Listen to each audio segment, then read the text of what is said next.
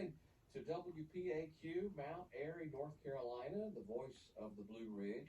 We have a very special Blue Ridge Spotlight lined up for you today. This is in conjunction with the North Carolina Appalachian Folklife Apprenticeship Program for 2021-2022. This project that we're presenting today is supported by the North Carolina Arts Council, a division of the Department of Natural and Cultural Resources. And I think there are about five musicians, five artists in the western part of North Carolina that are doing this apprenticeship program. And we have our very own Richard Bowman, who is mentoring Ritchie. Chad is the apprentice, and we're going to have a varied style of fiddling from this region, from this area of the country. They'll be playing tunes, and we're going to talk a little bit, and I'd like to welcome Richard Bowman and Chad, and Marsha's here, and Barbara here. Folks, welcome back to WPAQ. You're certainly no strangers to us. All right, thank you, Kenny. Yeah, we were just talking, coming on over. It'd been a little while since we'd been in the studio here at the station, but I've been playing about 49 years, and somewhere along in the last of that first year, I come to the radio station here on the merry-go-round and played.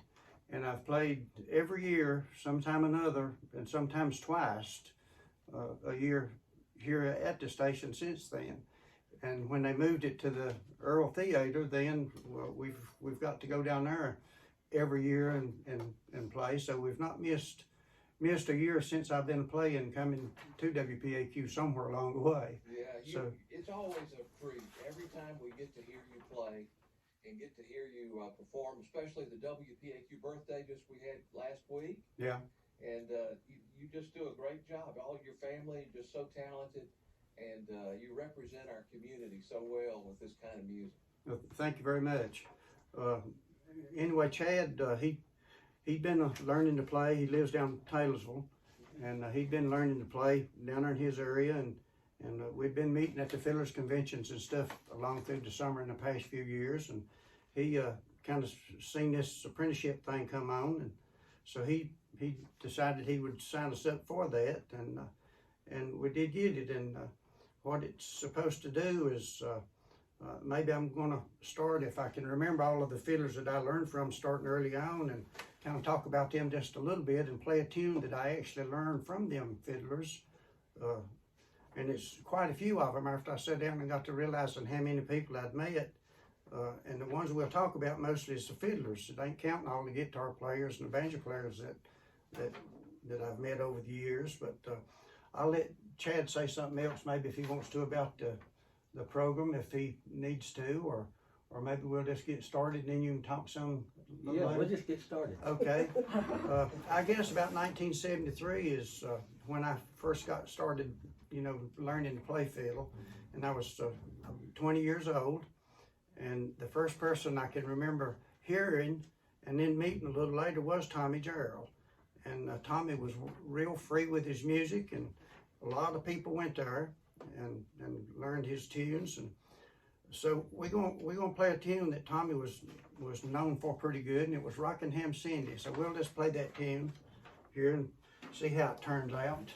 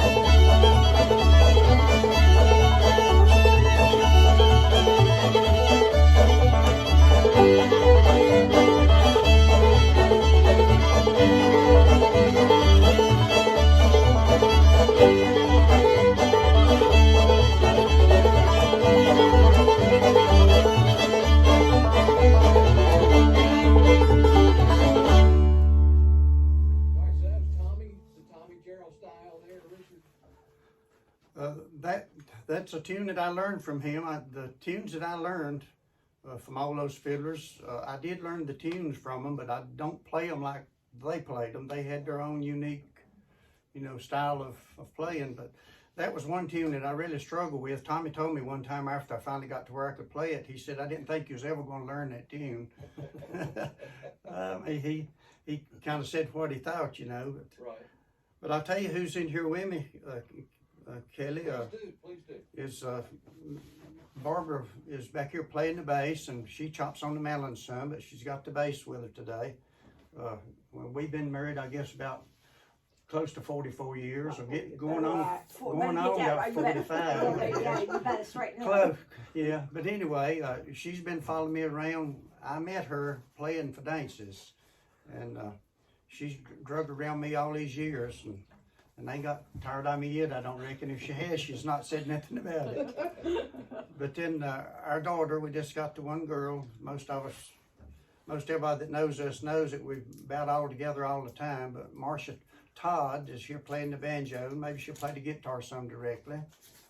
And Chad, he plays, Chad Ritchie, he plays the fiddle, the banjo, the guitar, the dulcimer, and I don't know what all he does play, but he's wanting to learn a lot of these old Surrey County tunes. He already knows a lot of that stuff, but anyway, that's what we trying to do is get these tunes that I learned off all these older people out, where people can listen to them and learn them and play them.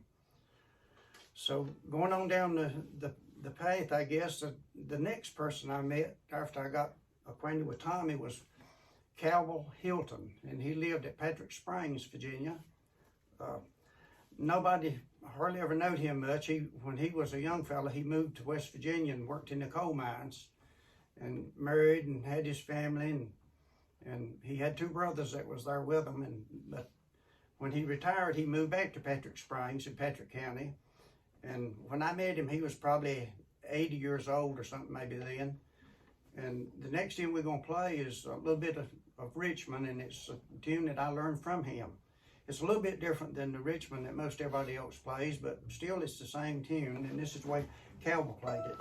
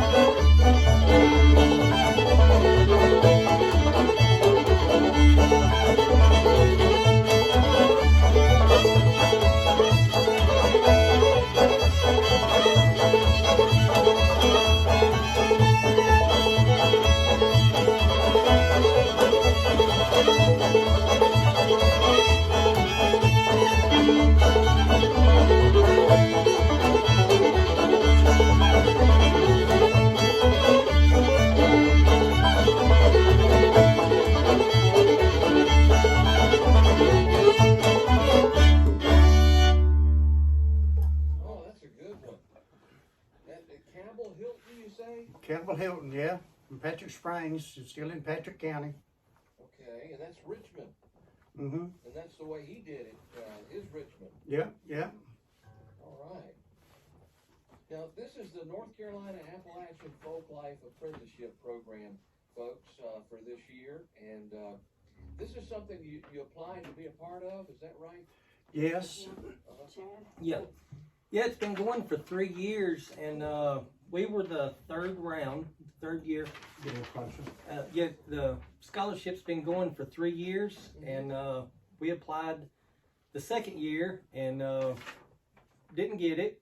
And we were encouraged to apply again the following year, and we did get it. But yeah, the North Carolina Arts Council is going to continue this grant next year, and I guess for 3 more years. Zoe Van Buren's the Folklife director, and she was a huge help with us Yeah. working through this All grant the paperwork, process. yeah. Yeah, they were great to work with. Now, you kind of grew up around bluegrass, right? My grandpa and my uncle played bluegrass. I really didn't know the difference between old time or bluegrass, and kind of got to know Richard and his family, and kind of, there is a difference between bluegrass and old time, and I really liked the fiddle tunes, and so yeah, that's one reason I wanted to work with him and learn a lot of the music that he learned from up on the mountain, which he's told me, the Kimbells and Ivan Weddle and folks up that way. But I really did like Tommy Gerald, and knew that Richard had learned some tunes from them. So yeah, it's been a fun project. Yeah, we're just tickled to have you here on WPAQ with this program today. And you got several more fiddlers you're gonna do their styles, right? Demonstrate their different style. Well, it's I don't know if I could call it the styles, Kelly. It's just the people. The people were so much different from one another. And they all had their own style of playing. But one didn't play like Ed, and of course I didn't play like none of them that I learned from either. So I was focused on the tunes. The tune itself. Is what I was more focused on. So he mentioned Ivan Weddle. We got these tunes kind of, the people that we learned from got them set down kind of in order, but we're going to jump around here just a little bit because we'll have to change chords, retune. So we're going to get down here. Next person that will play a tune that Ivan Weddle made famous.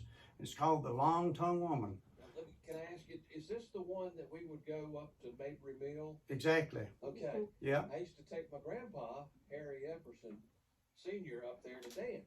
I remember. And that's when you and I kind of got acquainted. Yeah. I was probably I guess a teenager. You was. And I take my grandpa, who was 90-some years old, Yeah. up to Mabry Mill on the weekend.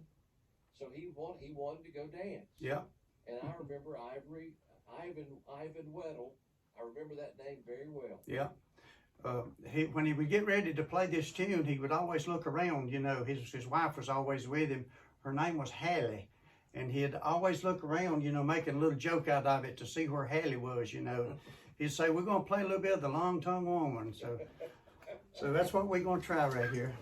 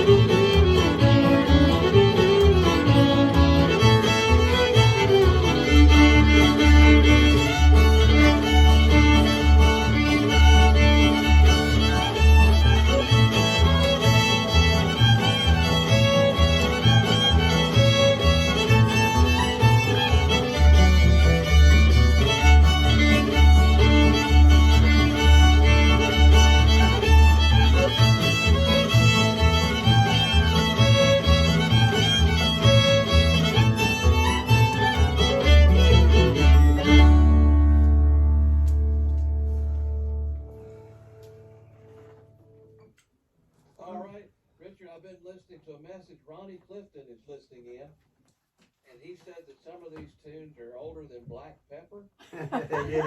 Yeah. Okay, what does that mean? Well, I was up at his shop one day, and I told he had a birthday or something, and I told him he was getting old as Black Pepper. Oh, okay. Gotcha. Oh, wow, that was Ivan Weddle, the way he would do Long Tongue Woman. Yeah. All right. And another person that come to the mill some was the Kimball family, Taylor and Stella and Ivory, after she had retired and moved back from Martinsville to Laurel Fork, and they would come out there some, and Mr. Kimball got to where he didn't drive much, and I will tell this little tale. And Cap Ayers, and I'm sure you remember Cap being there. I'd go up on Sunday morning. They would get together at Mabry Mill from like 2 to 5. Well, I'd get up there at 12 o'clock. I couldn't hardly stand not to be up there, you know. I just couldn't wait till everybody got there to play. And Mr. Kimball got to where he couldn't drive, so I'd go up Cap's house, and we would take he had a big old old model Buick car, and we'd go out Mr. Kimball's and pick him up. And he had to drive kind of through the hayfield to get out to the house, and went out there and got him and come on out to the mill and played and got ready to go, loaded up everything, coming on back. And Miss Kimball, she was a little petite lady. She weighed 100 pounds hardly. And she said when we was getting on close to the driveway, she said, Cap, we'll walk from the driveway, you know, from the road on out the driveway. Cap said, no, I'll take you on out to the house and you won't have to tote your banjo. No, we'll just walk. And Cap said, no, I'll just drive on out there with you. She said, well, would you drive a little slower? You about beat the top of my head off over the roof of the car. Those shots was wore out on it, and he's bouncing her up in that back seat, you know. Would you drive a little slower? So, you know, it was always fun to be around those folks. That's good. She was when they would go off anywhere, they all wore little bow ties.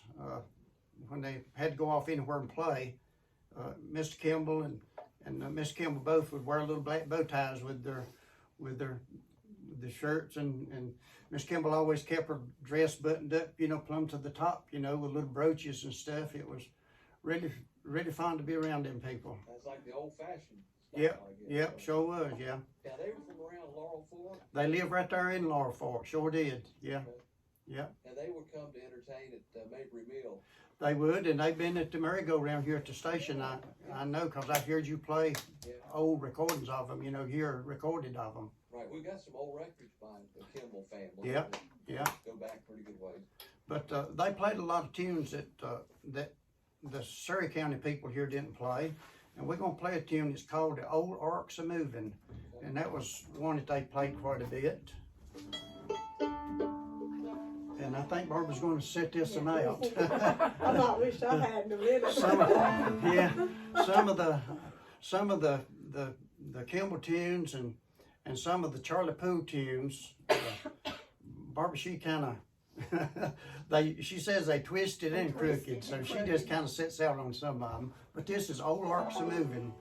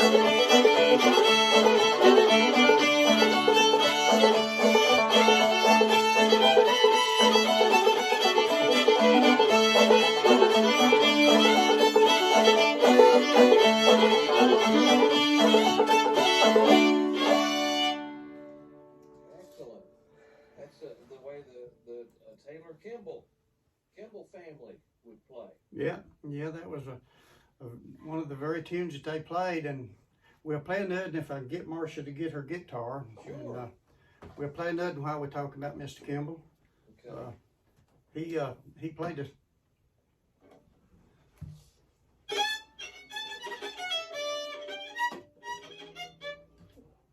That don't help me I much, know. Richard. That cricket tune. Now, Shipping the clouds? Shipping the- chord are they? I have no idea what I'm asking you because I don't know about chords, but this is all in one particular chord. Yeah, it's we're playing D tunes right now. We're going to change chords and get in A chord in a little bit, but we're going to play another one right here that Mr. Kimball played, and it was kind of a crazy tune.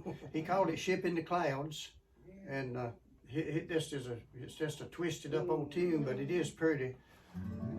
If I can get it in His my tunes head, are a little quirky. get it going.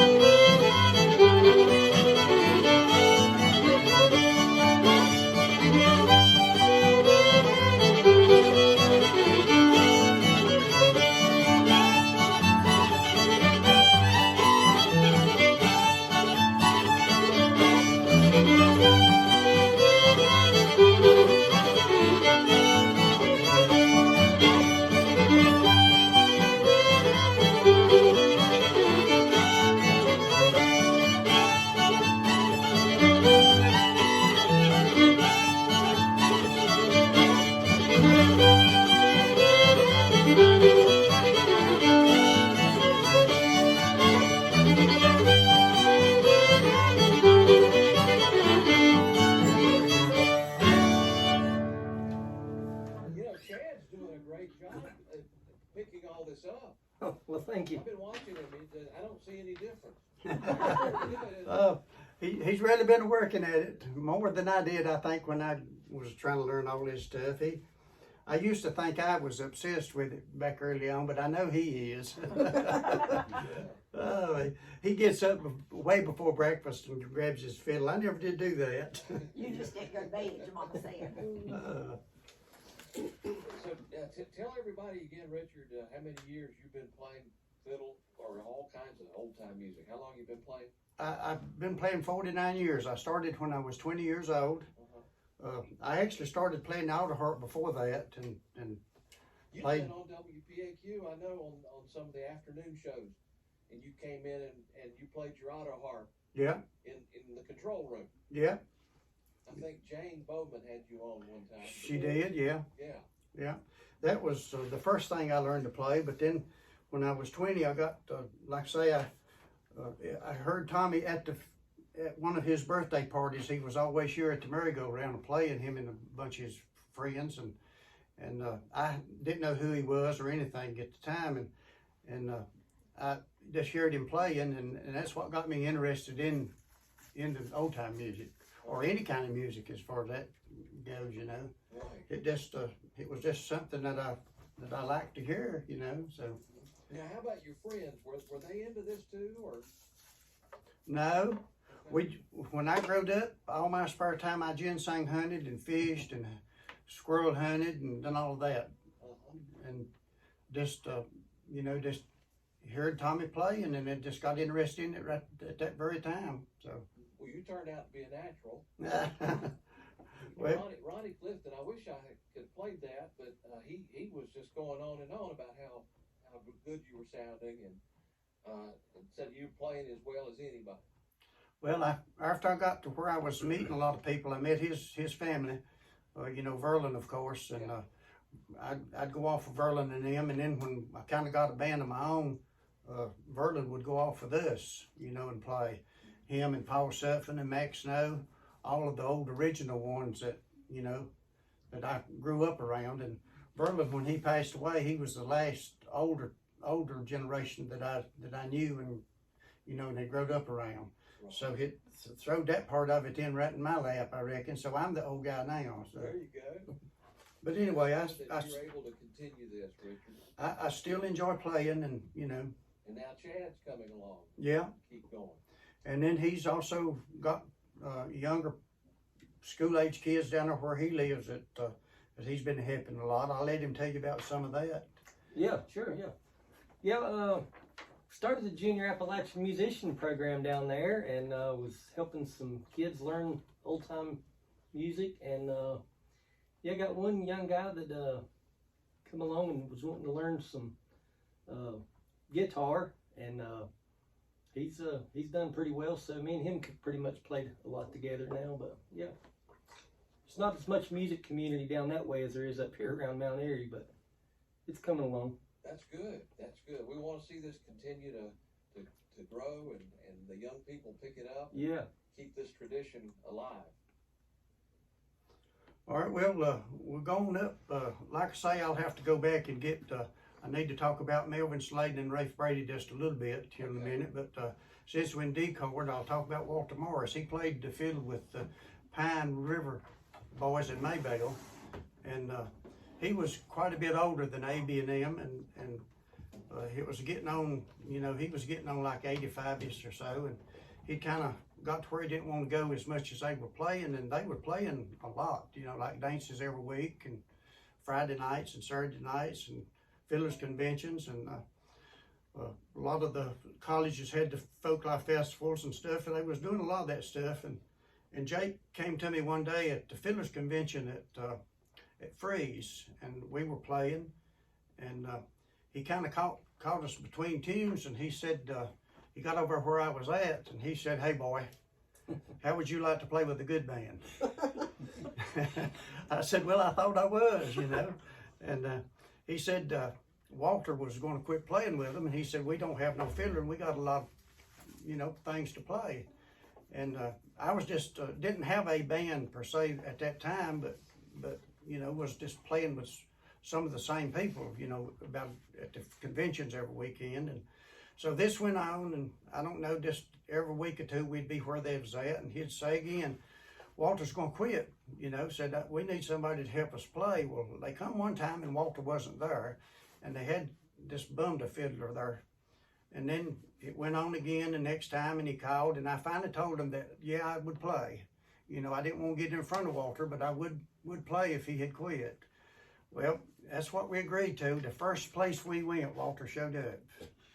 So, like I say, I didn't want to get in front of nobody, so I just stood at the back of the stage and jigged along on the fiddle right behind him, and he played just like he usually did.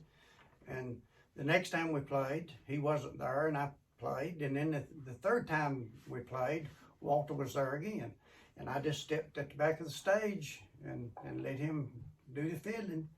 And then he got to where he didn't come around. He had done got, you know, getting pretty feeble, so.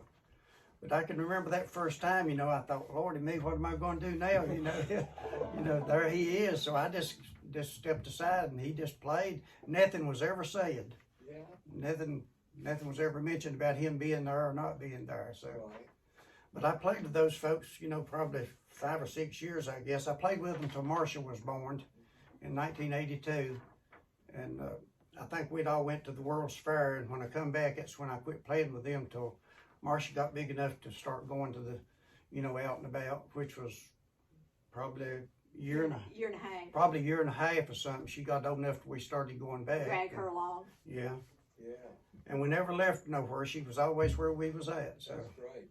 but we're gonna play a tune that Walter made famous. Okay. It was a tune that they played in the competition at the Fiddlers Conventions a lot, and it's called the Yeller Cat.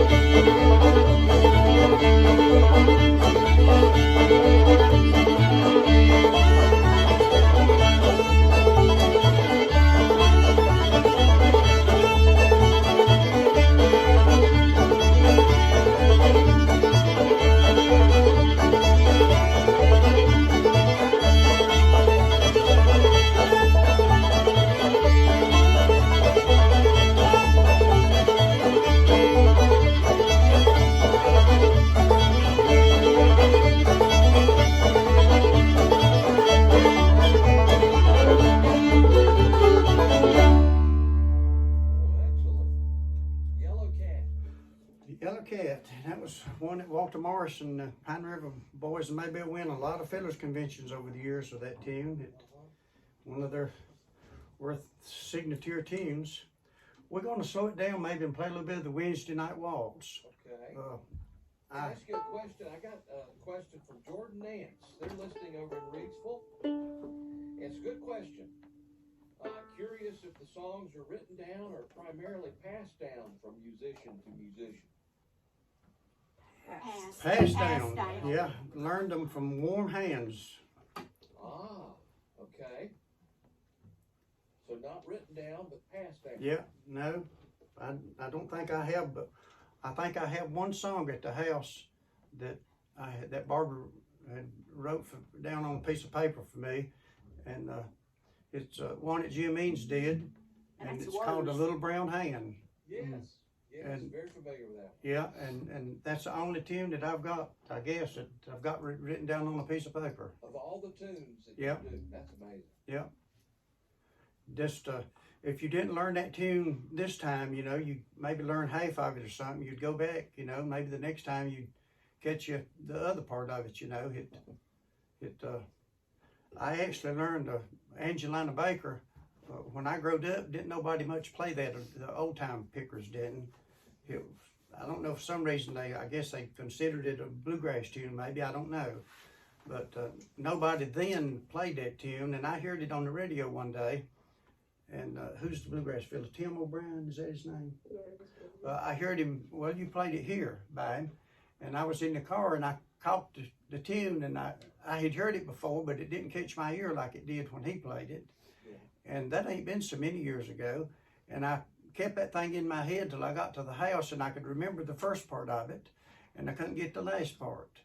So I don't know, it might have been a month or so later, it was on again here from the radio station, and I caught the last part. So that's how I learned to play Angelina Baker.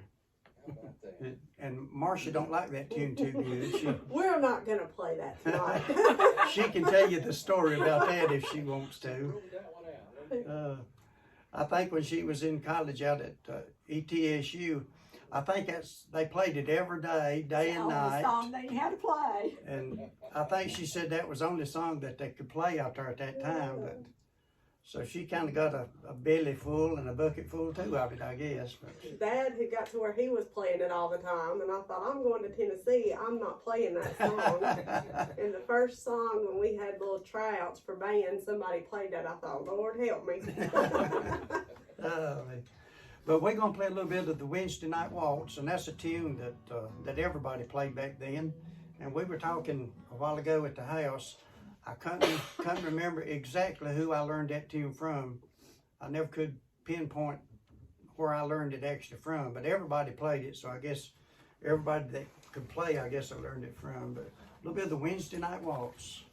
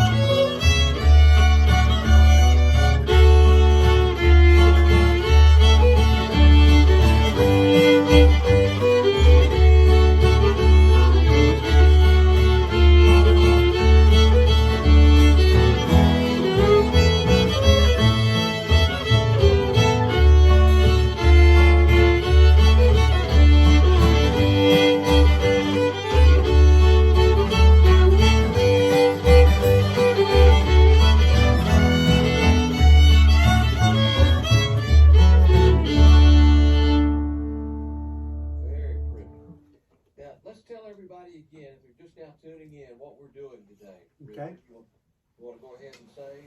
Yeah, I'll get Chad to do that right there, right now. Sure, yeah. Look for a little. Yeah, this is part of the North Carolina Appalachian Folklife Apprenticeship Program. It's a project that's supported by the North Carolina Arts Council. There's a division of the Department of Natural and Cultural Resources. Okay. And you can learn more at NCArts.org. NCArts.org. And you were selected, you applied for this, to have this apprenticeship, right? Yes. Okay, and you tried 2 or 3 times. We tried last year, and The pandemic hit, didn't yeah, Oh, yeah. kind of glad in a way. Yeah. It was meant to be then. Yeah, and so we were awarded this. We found out in May, and then it goes from July to June. So Okay. yeah, we've been working. Gosh, 2 or 3 times a month. I'll go Yeah. to Richard's, or he'll come down to my house, or we were meeting some at fiddle conventions when they were going on. So That was my next question: was how often do you all get together and play? yeah, and if we don't get together, we usually talk. I guess once a week or Yeah. something on the phone, and just talk about fiddling and yeah. Oh, Chad, do you find any particular fiddler and their tune easier than some of the others? Is there one that, or are they all about the same as far as difficulty or whatever you want to call it? I don't. Is there one that seems to come easier to you? Maybe the Tommy Gerald stuff, because I guess I listen to him so much. Right. The Kimball stuff's a little bit quirky. Yeah. Ask Yeah. Barbara. Yeah, yeah, That's Marsha Todd. yeah. But once you kind of get your head around what they're doing, they're pretty fun to play. Yeah. Yeah. Okay. Well, you all are doing a great job. We have Richard Bowman, Chad Ritchie. Richard is the mentor. He's mentoring Chad Ritchie, the apprentice. And we have backup, none other than Marsha Todd and Barbara Bowman. We didn't give them enough credit, did we? Let me see. All Where do you right. want to go next, Richard? This is fantastic. I'm learning a whole lot from this. Well, we're going to get over here and talk about Ernest East just a little bit. He always looked over his glasses at you, and he just, anytime you ever seen him fiddling or anything, he had them glasses down on his nose. He was looking at everything out trying to, so he must have not been nothing the matter with his eyes, because he hardly ever looked through his glasses, but he was a character. He's taking it all in and enjoying it. He was. Yeah. But we got to be around him a lot at the end of his playing career, the last several years.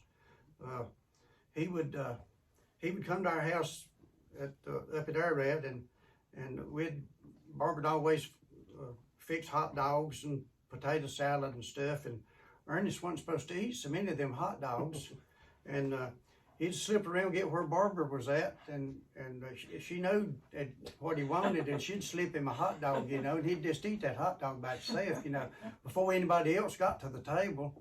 And he would do that every time, you know. He said, I'd rather eat them hot dogs that Barbara Bowman fixed than any hot dog I ever ate. But then he would eat his regular meal when they did sit down, so he was a case. But he had some signature tunes that he played, and Scotty, his son, and Mac, of course, and then Patsy always sang, but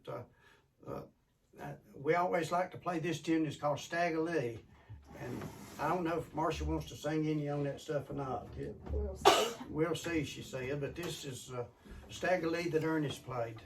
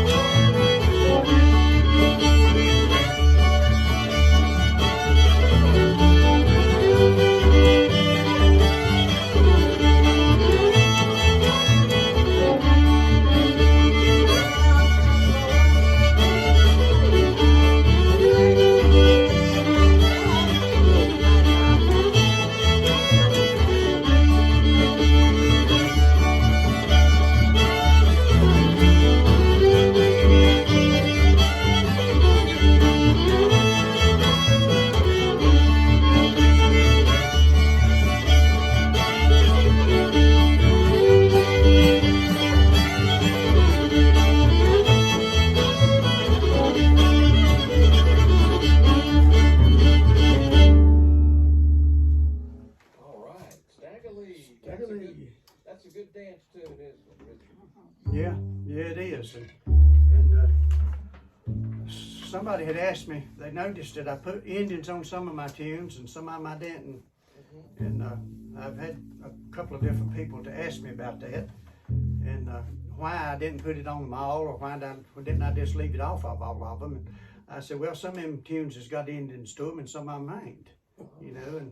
And I wasn't just making that up. It's the way the tune is in my head. Some of them you can put them, some people calls it potatoes on the end of it. It's just a shaving, a haircut or something.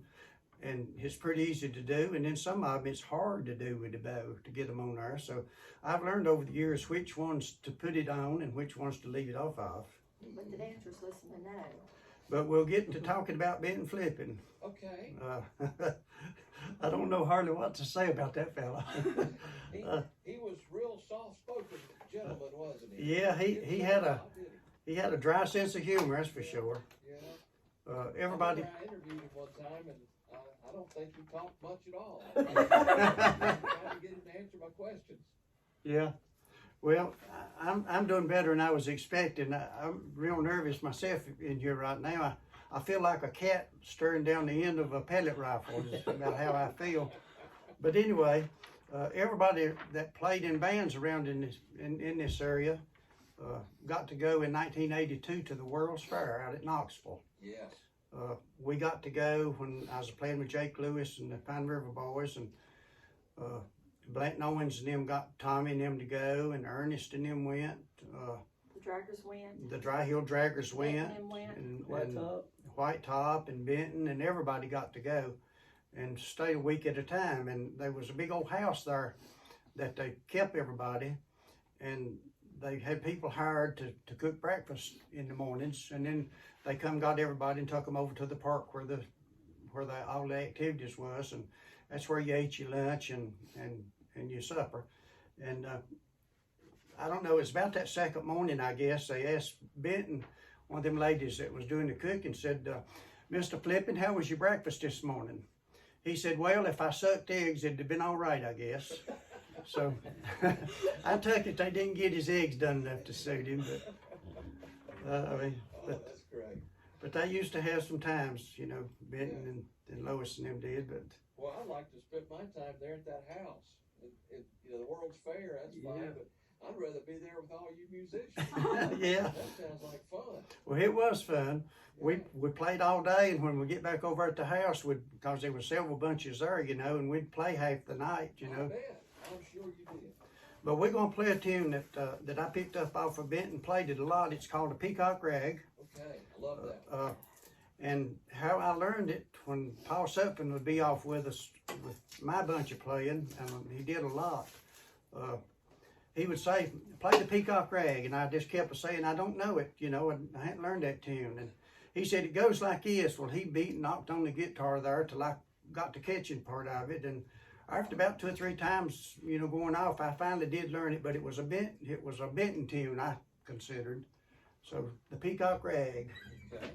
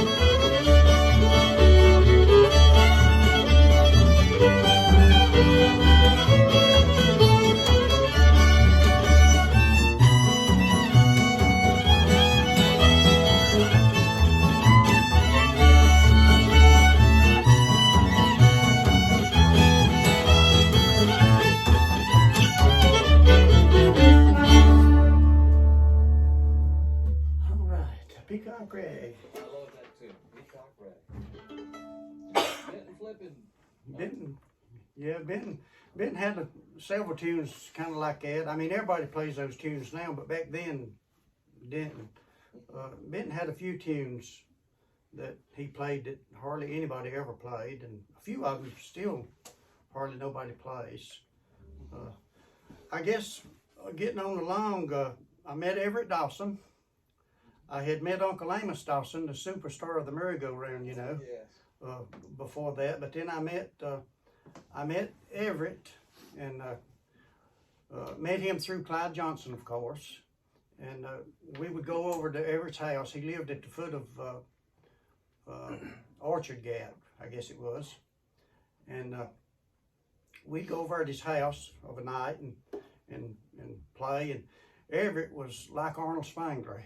He could sing every tune he played. It didn't make no difference what he played. He knew the words to it, and did sing a lot of them. And he sang a lot of old tunes. But this is one of the ones that I did learn from him, because I used to get him to do it for me and sing it. And it was The Banks of the Ohio.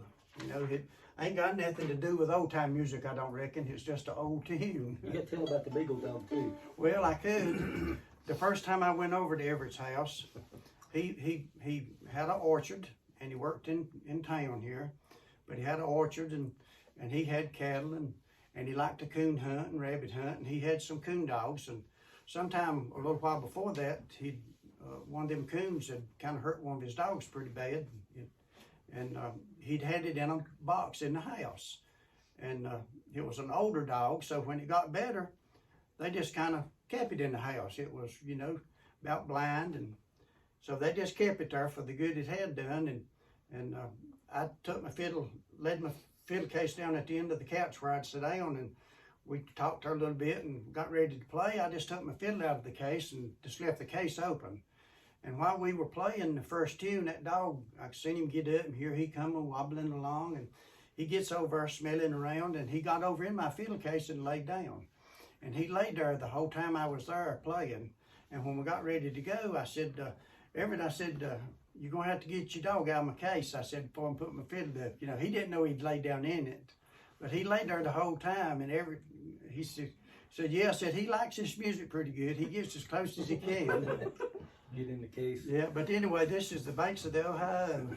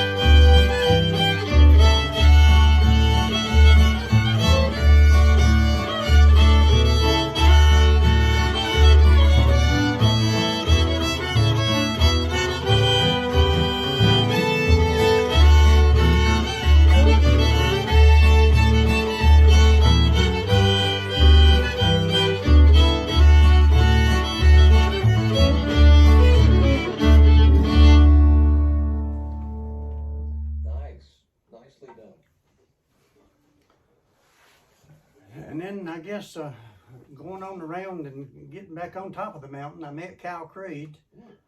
When I first met him, Kyle was mostly the banjo player, but he had played with all of the older people that would have been in his age range, I guess. But then towards the end of his playing, he started playing the fiddle all the time, and had got some of the college kids and stuff like that was moving down in this area to play the banjo with him. And there was 2 or 3 different ones that would play, like they'd be down here like for a year, and then the next season it would be a different college kid, you know. But Kyle still played the fiddle, and he recorded, him and Emily Spencer, I think, they recorded this tune. It was Liberty, and that was one of the albums that they did. That was what they titled the album, was Liberty, wasn't it, Chad? I think. But great album. Yeah, but anyway, I had learned to play Liberty, but I had heard Kyle play it, but then I got to thinking about it, and where I actually finally did pick the tune, all of it up, was at Mayberry Mill, and it was off of a bluegrass fiddle player. And it was J.A. Midkiff that played the fiddle for so many years with the Country Boys. He was a barber there in Stewart, but he played fiddle for years and years and years, I guess. But we was at the mill one day, and I was trying to play the tune or something other, and he had his fiddle with him, and he said, here's kind of the way that part goes, and I can remember how he played it, and that's when it finally clicked, that I picked that tune up from. So we're gonna play a little bit of Liberty.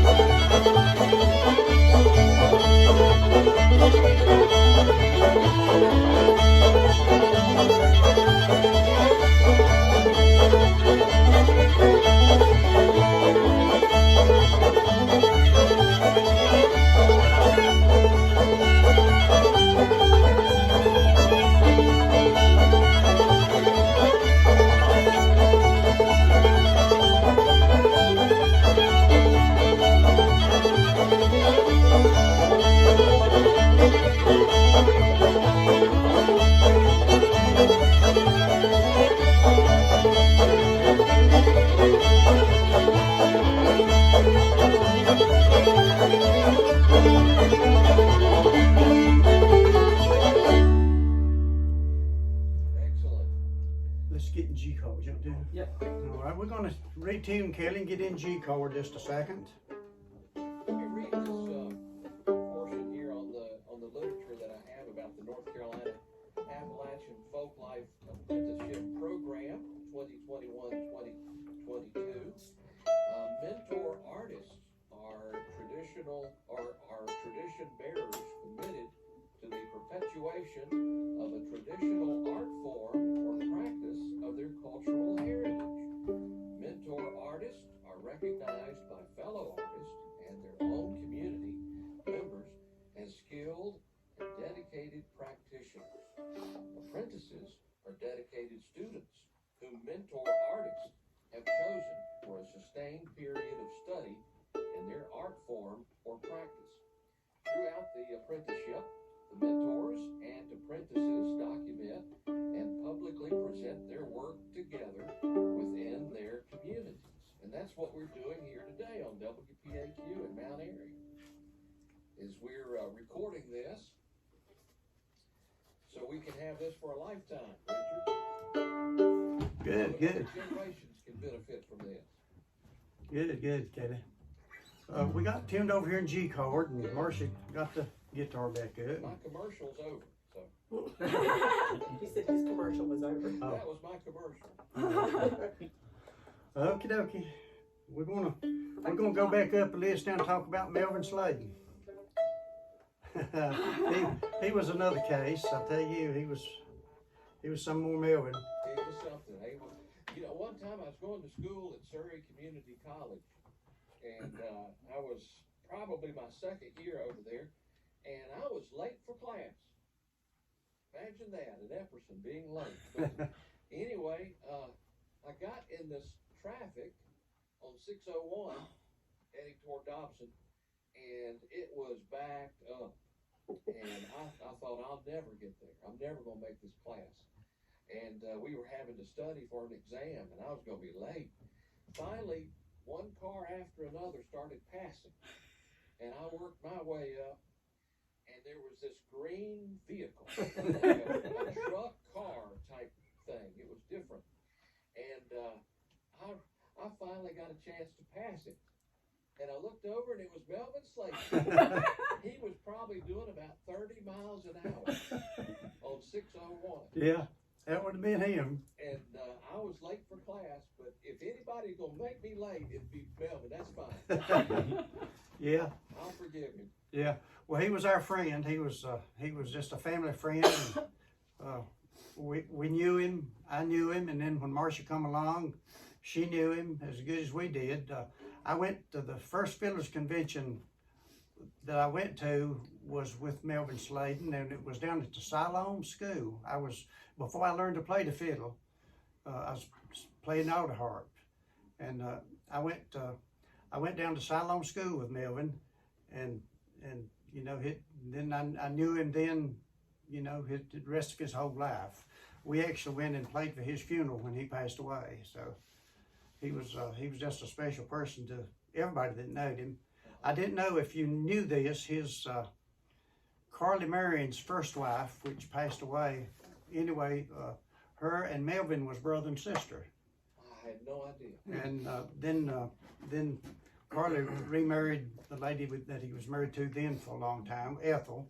But, you know, that's how that family tied in together. Oh, interesting. But they was, you know, they were special people, and he had a unique style of playing of his own, you know, too, just like all the rest of them. But we're going to play, I guess, a little bit of Cackling Hen was what he made so famous, one of the tunes. That was his signature tune, wasn't it? Yeah.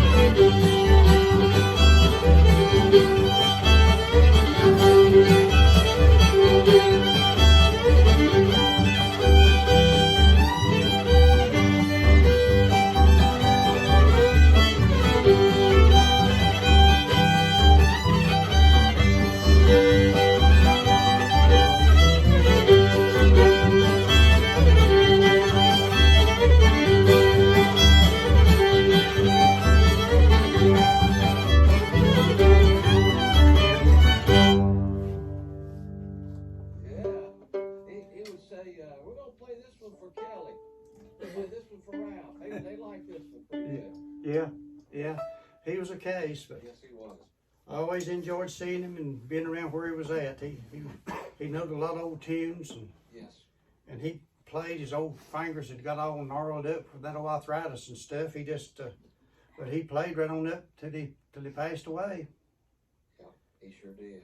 His fiddle is down at the Earl Theater, isn't it, on the wall? It is. Carly's son, which was Melvin's nephew, wound up with those instruments when he passed away, and I found out that he was wanting to sell and get rid of all that stuff, and I went over and got it. I bought. I think I wound up buying all of it. He had some old guitars and some fiddles and some old piece of banjos and stuff, and the fiddle that the Arts Council's got is the one he played mostly because it had the white buttons on it for the tuners. And I donated it to them, and that's where it's hanging It's at. online. And the picture that's in it is the very last picture that was taken of Melvin at Mount Fiddlers Convention before he passed away. Oh, okay. And a lady in New York, Susan Sterngold, is who took the picture. Wow. And so she had sent those pictures to, she'd always take a bunch of pictures and send them to us, and we would give them to the people that they was of, you know. Yeah. And it would be, you know, people like Mac and Paul and Benton and everybody, and she'd just send a whole envelope full when she'd get back home, and we would just give them to every who there was of them, you know. And I asked her if I could have that picture blowed up and put with the fiddle, so that's why the picture is there. So. Good. I'm glad you had that done. Yeah. But anyway, Randy Hyatt, they was real close with Melvin. He got one of the instruments. Bo Elbert Dobson got one, and Steve and Diane Bowen, that was there for lightning bolts. They just live right out the street from Melvin, and they got one of them. I just give them all away, you know. And I didn't even keep one for myself other than that one, but then I donated it to the Arts Council. But Steve was real close to him. They just lived about a half a mile out past where Melvin and Mally lived, and you know, they, like a whole lot of other people, they didn't have a whole lot, but Steve said when him and Diane would go to the grocery store, they taught up at Cedar Ridge at the end of their teaching, and they would stop at Dobson and get groceries and then go on. They lived out there at Zephyr, and Steve said he would always get a extra gallon of milk or a bunch of bananas extra or something, and he would just stop and set it off at Melvin and them's front door, you know, and he done that for years and years and years, you know, till Melvin finally got moved out of that house. He wasn't living there at the time he passed away, but not too long before that. But you know, it's just stories behind all of that stuff, you know, that the stories and the things that happened to me over the years is about as important as the tunes. You know, sometimes. Right, yeah, absolutely. I got one more Melvin story. One time, my mom and I had gone to the grocery store. We came home, and Melvin was at the house. Oh, really? Yeah, Melvin was interviewing him. He had a tape recorder going. Yeah. He was interviewing Melvin, and Mally was asleep on the couch, snoring. And Mama didn't know what to think. And Melvin said, "It's okay." She said, when she gets warm, she goes to sleep like a cat. Yeah. I won't forget that day. Yeah. That's the way it was, you know. They'd stop somewhere, maybe at a restaurant or something other, like over at Gonz's or something, you know, then it was. And Right up to the front door. And they'd pull right up, Melvin, and pull that old vehicle right up to the front door, and he'd go in, and Mally'd stay in the truck, you know. She'd just sit there. Yeah. And Melvin would go in, get him something to eat, and come on out. Right. Exactly. But they was, you know, they was unique, just like everybody else was. Yes, that's a good way of saying it. Well, we're gonna get down here and talk about Rafe Brady. All right. We wanna say hello to Clark and Shirley Boyd up on Willis Gap. They hosted parties in their basement for when I first got to learning to play for years and years and years. Mm-hmm. It was the most fun place to go, and there was a lot of different people there in the neighborhood and out of the neighborhood really, but people like Rafe Brady and Tommy and Curtis Gwynn you know, all the people that used to come here and play regular on the merry-go-round, you know, they would go to Clark and Shirley's house, you know, and it was just a fun place to be. But Rafe would always be there, and they would go up and get him. And Clark told this funny story, and Annie, Clyde's wife, Annie, said that they went up to get Rafe one time and was going to come down and play, and there was some people there, and they'd been there a little while, and they'd been trying to get Rafe to go off with them and play, you know, and Rafe just kept putting them off, and finally said, I don't feel like playing much tonight. And so they finally left, and Clark and Annie was still there, you know. They went to get him, you know, is what they went to do, you know. And after them people got on out of sight, Rafe said, I guess y'all was wanting to have a tune tonight, weren't you? And said, Clark said, yeah, and Annie said, well, we better go, said, before somebody else comes. But he would go to Clark's house before he'd go anywhere else, you know, and that's just the way Rafe was, you know. But I learned a few tunes off of him up there. Silly Bill was one of the tunes that I picked up from him, and we'll try to play it. I hadn't played it in a long time. I hope I don't wreck it, but anyway.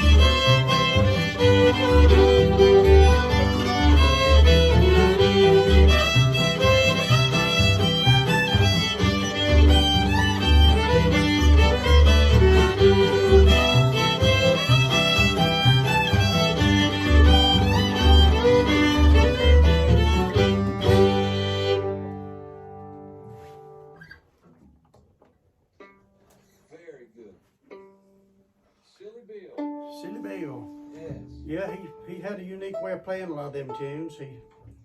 He just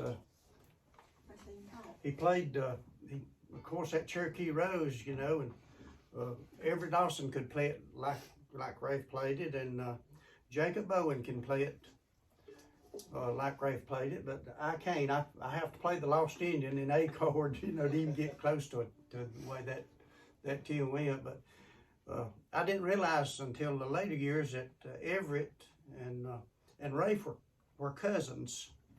I didn't know that early on. Oh. Wow. And I don't have this, I had him on my other list, but I don't have this person on the list. There was a fellow that lived right at the top of Squirrel Spur. We lived right at the foot of the mountains where we lived, and it wasn't maybe 5 or 6 miles or something up to his house. His name was Ernest Stanley, the Bellspur String Band. He played a lot of them tunes, and I learned some tunes off of him, but mostly at the end of his playing, he played the alto harp. He'd done kind of laid the fiddle down, but when I'd get him to play, it would be on the alto harp. But and a lot of them people was talking a while ago, they worked every day. They had them dairy farms, and you know, just there was about 3 or 4 of them people there that played music had little dairy farms that they had to be right there every day. But anyway, Blue Ridge Mountain Blues. Have we played that a little bit? And you want to try that one? Yeah, we'll do it. We're gonna. They played this tune. It's called the Blue Ridge Mountain Blues. Maybe we'll get it all tangled up.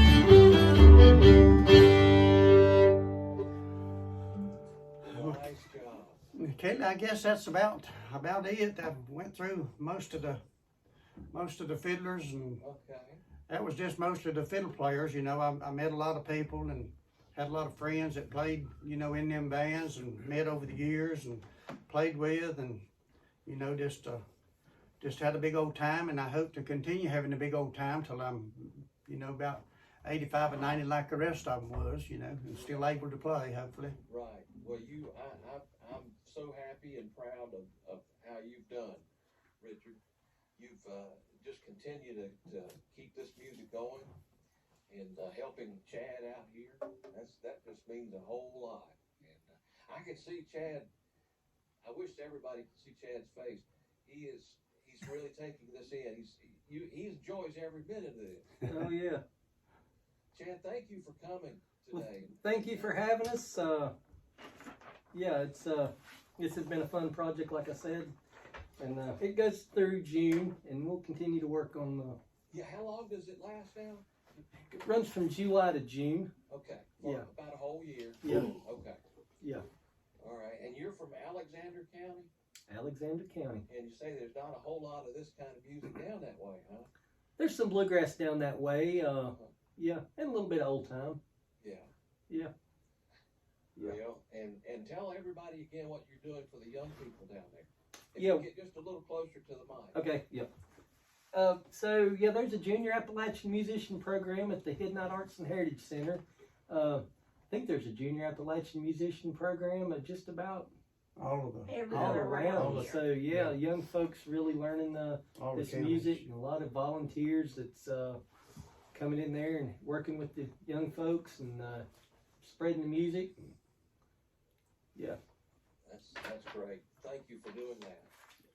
So, Kelly, we still want to thank the North Carolina Appalachian Folklife Apprenticeship Program, for this year, and they had done it 3 years before, and I think Chad said he's going to do it maybe 4 more years. Yeah, they're maybe. going to continue it. Yeah. So, and it'll be for different things, and we want to mention Zoe again. She's been awful helpful with Chad and myself for getting all the paperwork and stuff at the right place at the right time. So, and the Arts Council there at Raleigh, they just do all kind of good things for all kind of stuff, not just for the music. So we appreciate all of that. So Yeah, there's that's folks. NorthCarolinaArts.org, right? NCArts.org.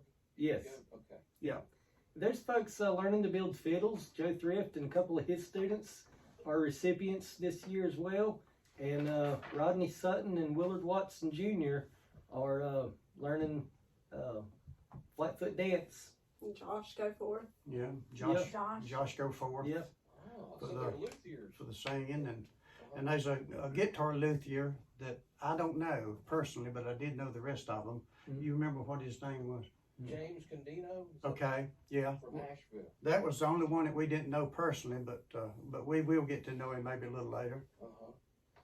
Well, this has just been a great day at WPAQ, Richard. Anytime you and your family are here, and Chad being here today as well, we've thoroughly enjoyed it, and get to play it again sometime because I recorded it, so we preserve it. That's what my dad taught me how to do, is record all you can. Yeah. Yeah. So Well, I'm glad I didn't get so fumbled up on some of this stuff. I don't know what I was expecting, but I done a little better than I thought I was going to. Does Barbara or Marsha want to say anything? You can, Marsha. Thank you. Thank you. Yeah. Right. All right. Well, this has been great. Marsha, now you've been going back and forth playing guitar and banjo, right? Yes, sir. Okay. Now, what's your favorite instrument? I need to ask you that because you play everything. You play the fiddle? Not in public, but yes. I didn't know if that rubbed off from your dad or not. It did, but it's usually behind closed doors. I got you. And then Barbara always keeps time on the bass, doesn't she? She's a good timekeeper. Yeah. Thank you. Yeah. Well, I wish I had refreshments. We just all go out in the lobby and eat. I guess we'll have to say good night, goodbye, and God bless. How's that? Thank you, Kelly. Thank WPAQ. Well, thank you all. And again, let me tell everybody that this has been a presentation of the North Carolina Appalachian Folklife Apprenticeship Program for 2021-2022. The project supported by the North Carolina Arts Council, a division of the Department of Natural and Cultural Resources.